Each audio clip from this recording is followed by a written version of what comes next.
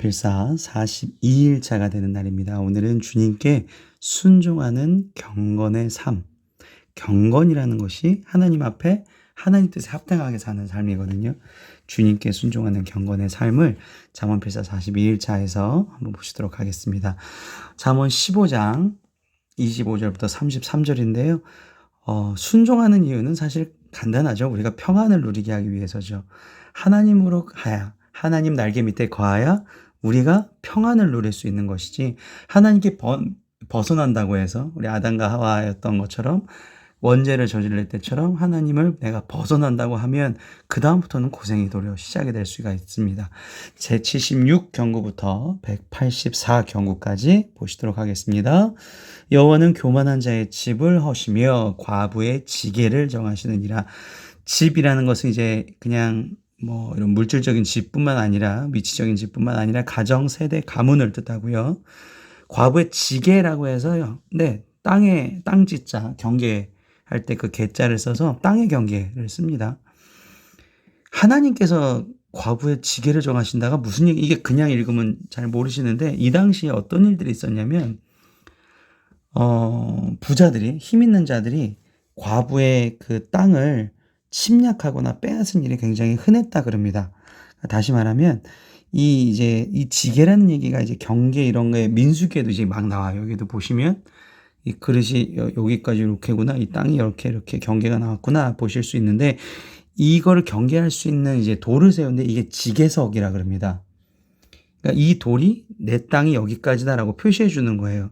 근데 과부의 집은 힘 있는 사람이 없잖아요. 남자가 없기 때문에 이 지게석을 어떻게 임의대로 할 수가 없죠. 처음에 이제 이 땅을 정해놓을 대로 그대로 있는 건데, 힘 있는 사람들이 와서 몰래 과부의 땅 그 있는 지게석을 더 가까이 안쪽으로 넣어버리는 거예요. 자기 땅이 더 넓어지게끔.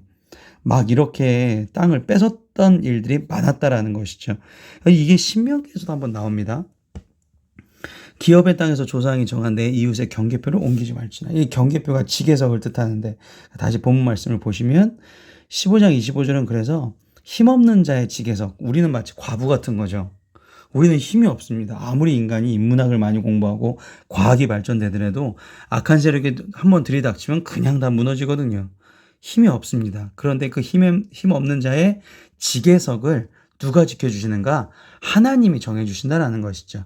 이게 오늘 가장 핵심적인 주제가 되겠습니다. 26절입니다. 악한 깨는 여호와께서 미워하시나 선한 말이라는 것은 하나님께서 기뻐하시는 즐거운 말이 선한 말입니다. 그러니까 착한 말이 아니라 어떤 사람한테는 훈계도 해야 되고 직언도 할 수 있어야 돼요. 결론은 하나님께서 기뻐하시는 즐거운 말을 해야 된다는 것이죠. 이렇게 말하는 사람은 정결하다라는 것입니다. 정결이 불순물이 없다라고도 하고요. 구약에서는 제사를 드릴 때 동물이 정결하다 이런 걸 가지고 이제 얘기를 많이 했는데, 정결이라는 것은 그러니까 불순물이 없다라는 것이 뭐냐면 하나님께서 우리를 창조하셨는데 우리가 세상에서 악한 세력과 있다 보니까 불순물이 들어왔단 말이죠. 그럼 우리는 어떻게 해야 되는가? 내 자아를 내려놓고 성화, 하나님의 것을 나에게 다시금 예수님의 사랑을 내가 성령의 불을 내 안에 가득 해서 하나님의 형상을 회복하는 것이 정결이 되겠습니다. 그래야만 깨끗해질 수 있어요. 다시 태어나지는 거죠. 거듭나지는 겁니다. 그래서 선한 말, 하나님께서 기뻐하시는 말을 하려고만 노력하시면 된다는 것이죠. 27절, 이익을 탐하는 자는 자기 집을 해롭게 하나. 해롭다는 게 망하게 하는 거고요. 뇌물을 싫어하는 자는 살게. 이게 정직한 자는 영원히 산다. 이게 저한테 반문하실 수도 있어요. 아니, 다른 사람들 집 허물어서 자기가 잘 사는 사람이 얼마나 많은가. 도박 운영 사이트 운영자가 몇천억 재산을 가지고 있다 그러더라고요. 그러면 그 사람들은 성공한 거 아닌가. 근데 중요한 건 그거거든요. 이 세상의 삶뿐이면 정말 우리가 불쌍한 자 아니겠습니까? 그 마지막에 목적지에 누가 가느냐라는 것이죠. 그래서 그 사람들은 망한 거예요. 하지만 우리는 하나님의 목적지에 가면 영원한 삶을 얻을 수 있다는 것이죠. 28절에 의인의 마음은 대답할 말을 깊이 생각한다. 하지만 악인의 입은 악을 쏟느니라. 비슷한 문구가 전에도 있었죠. 그러니까 아무리 정치인들 뭐 똑똑하신 분들 막 이래도 말 실수 얼마나 많이 합니까? 그게 이제 자기의 교만에서 오는 말 실수거든요. 그러니까 내가 깊이 생각하고 말을 해야지 무슨 SNS라든지 여러분 페이스북이나 인스타그램에 함부로 어떠한 말을 올리면 안 되겠죠. 깊이 사고를 하고 이것이 상대방에게 긍정적인 영향을 끼칠 수 있는지, 안 그러면 오류나 허점이 발견될 수 있기 때문에 그렇습니다. 이것들이 다 의인의 조건이라는 것이고요. 여호와는 악인을 이제 싫어하세요. 의인의 기도는 들으신다. 그러니까 하나님이 안 계신 게 진짜 지옥이에요. 하나님이 함께 하시면 어디든지 천국이 됩니다. 그러니까 고통의 현장에서 내가 하나님의 도우심을 체험하지 못하면 그것만큼 힘든 일이 없죠. 하나님이 안 계신 그곳이 지옥이기 때문에 그렇습니다. 자, 계속 보고 계시는데요. 지금까지 29절까지는 이제 약간 보응 찬면에 보응 이 관점으로 좀 보신 거고요. 30절부터 마지막 33절까지는 주님께 정말 순종하는 경건의 삶을 다시 한번 보여주고 있습니다. 30절입니다.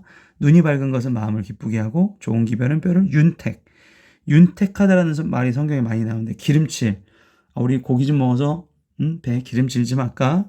윤택하는 거죠. 만족스러워요. 훈계를 받아들이는 자의 자세가 중요하다. 그게 영육간의 건강을 결정한다. 우리가 설교를 하는 목사님 잘 만나는 것도 중요한데요.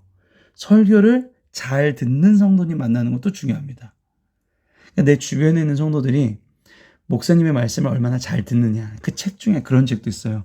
설교를 잘하는 법 책 되게 많은데 그거보다 설교를 어떻게 하면 잘 듣는가에 대한 그거에 대한 훈련이 필요한 거죠. 마찬가지로 하나님의 말씀을 내가 얼마나 잘 받아들일 수 있는 자세를 알고 있느냐. 그게 경건이라고 여긴 나오고 있습니다. 31절 생명의 경계를 듣는 귀는 지혜로운 자 가운데 있다. 지혜는 내가 스스로 공부하고 어떻게 해서 깨우쳐지는 게 아니라 하나님의 말씀을 내가 받아들이고 그 말씀대로 살아가는 것. 그래서 야고보서에도 항상 나오지만 행함을 통해서 하나님의 지혜가 완성케 된다라는 것입니다. 그렇기 때문에 훈계를 받기 싫어하면 문제가 생기죠. 어떤 문제요? 가운데 제가 파란색 글씨로 나왔죠. 영혼이 잘못된 영향을 받는다라는 것입니다. 훈계를 받는 자세를 훈련하는 것이 그렇게 중요한 것이다. 33절 마지막입니다. 여호와를 경외하는 것. 경외라는 게 뭐냐면요. 내가 하나님 앞에 정말 겸허한 자세로 내가 하나님의 그냥 피조물일 뿐이지. 피조물인 것이지. 하지만 이 피조물 한낱 피조물을 전능하신 하나님께서 알고 기억하고 먼저 다가와 주셨지. 이런 마음, 이런 자세로 하나님의 말씀을 받는 겁니다. 당연히 좋은 얘기 해주시겠죠. 나한테 먼저 찾아오시고 나를 먼저 사랑하시고 나를 계획하신 분인데 당연히 좋은 거 주실 줄 믿으시기를 바랍니다. 지금까지 윤여한 목사였습니다.